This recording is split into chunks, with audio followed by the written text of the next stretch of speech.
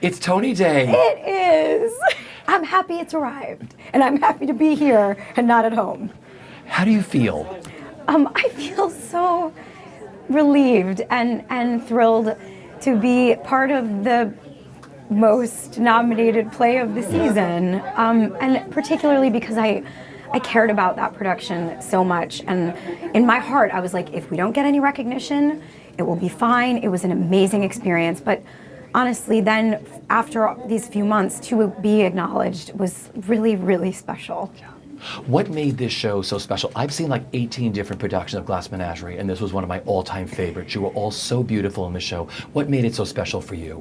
I think John Tiffany assembled one of the greatest rooms I have ever been a part of, from the design team to the actors, and then he had this great vision of sort of what the set would look like, and then it was the most collaborative experience I've ever been a part of, and I think that is a great testament to him, and then going to work every day with Cherry and Zach and Brian, and then doing the play. I mean, going to work was its own thing, where I feel like we would all go to Cherry's dressing room and sit around and catch up on our lives, and then doing the play with them, it was just, I've never had an experience like that before. I think especially when you come from the musical world, there are no four-people musicals. I mean, I guess there are some, but I've never been in any of them. And it's a very different experience to come to work with the same three people every day. And it was, we still see each other like once a month or more. You know, I think we all feel, we miss the play and we miss each other, and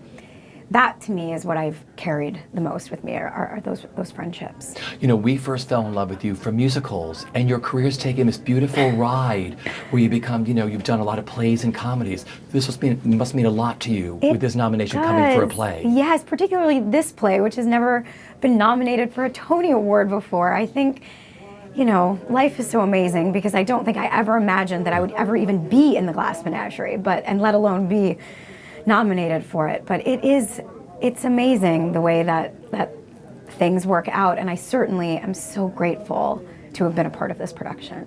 The Tonys are the pinnacle. Do you remember the first time you watched the Tonys when you and your brother were at home? Yes, absolutely. I think we taped them that year, so they got watched many times, and I think my poor brother, I mean, and by poor I mean he was into it, but that I was like, now these are the shows we love. We love The Secret Garden, we love Once on This Island, we love Will Rogers Follies. Like, that was the Tony year that I actually remember like really, really being obsessed with. Miss Saigon, I think, was nominated that year, and then we just watched that video over and over and over again.